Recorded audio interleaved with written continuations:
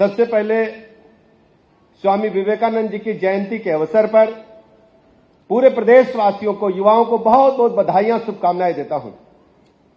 स्वामी विवेकानंद जी की आज 164वीं जयंती है। उन्होंने भारत की धरा में जन्म लेकर के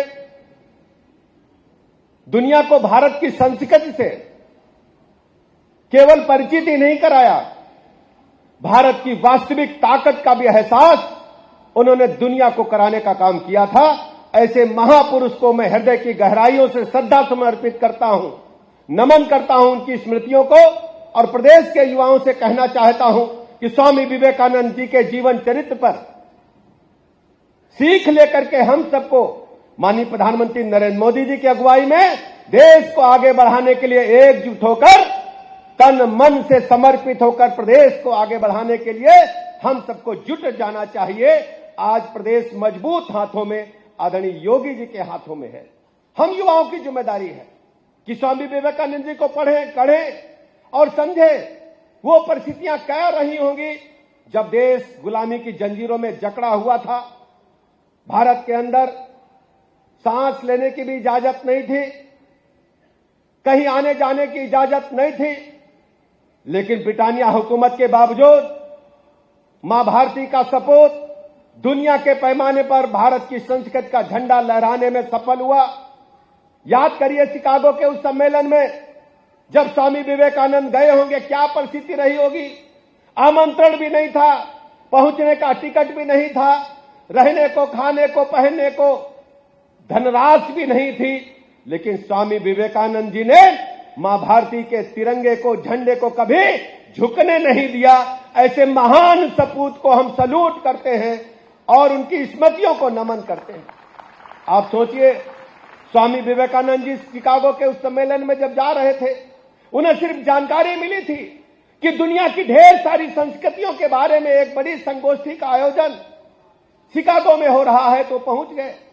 पानी के जहाज से तब हवाई जहाज नहीं चलते थे, आमंत्रण भी नहीं था, एंट्री पास भी नहीं था, भोजन भी नहीं था। कहीं जैसे तैसे रुक करके जब वो शिकागो के उस हाल में पहुंचते हैं तो उनकी वेशभूषा देख करके वहां के उपस्थित दुनिया भर से आए हुए प्रतिनिधि देख करके हंसते हैं। गेरुआ वस्त्रधारी एक बालक, एक युवा भारतवर्ष से भारत की सांस्कृतिक एजेंडे को लेकर के हमारे बीच में आया है, हंसते हैं उनके वस्त्रों को देख करके।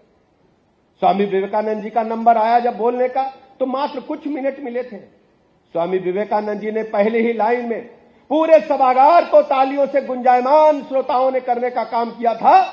हर वक्ता आकर के बोलता था लेडीज एंड जेंटलमैन, लेकिन स्वामी विवेकानंद जी ने कहा था सिस्टर्स एंड ब्रदर्स, यानी पूरी दुनिया में जितने भी हमारे भाई बहन हैं वो हमारे परिवार के सदस्य की तरह हैं। अगला शब्द उनका था। आप हमारी वेशभूषा देखकर को हंस रहे थे। आपके देश में टेलर आपको जेंटलमैन बनाता है, टाई कोट पैंट पहना करके। हमारे भारत में टेलर जेंटलमैन नहीं बनाता, हमारे यहां चरित्र जेंटलमैन बनाने का काम करता है। यह है भारत की संस्कृति। हम ऐसे महापुरुष की स्मृतियों को नमन करते हैं। आप सोचिए, स्वामी विवेकानंद जी की नीतियां, स्वामी विवेकानंद जी के विचार, कैसे वो रामकृष्ण परमहंस जी से जुड़े होंगे, मां काली का आशीर्वाद कैसे मिला होगा। आज के युवाओं को उनके जीवन चरित्र को पढ़ना चाहिए। स्वामी विवेकानंद जी रामकृष्ण परमहंस जी के आश्रम में रह करके जब दीक्षा प्राप्त कर रहे थे, उनकी मां की तबीयत बहुत खराब हुई, दवाई के पैसे नहीं थे, भोजन को पैसे नहीं थे। स्वामी जी ने कहा कि उनका नाम बचपन का नरेंद्र था, नरेंद्र जाओ मां काली से अपनी पीड़ा कहो। स्वामी जी जाते हैं, मां काली के सामने बैठ जाते हैं और ध्यान में लीन होकर के उनके समझने तक क्या करें, मां के चरणों में लीन, पूजा में लीन। वापस आते हैं, स्वामी रामकृष्ण परमहंस पूछते हैं, नरेंद्र तुमने वहां से कुछ मांगा? उन्होंने कहा कि जब मां के चरणों में मैं गया तो हमें अपनी मां नहीं, पूरे भारतवर्ष की माताएं दिख रही थी, हमारे भाई दिख रहे थे।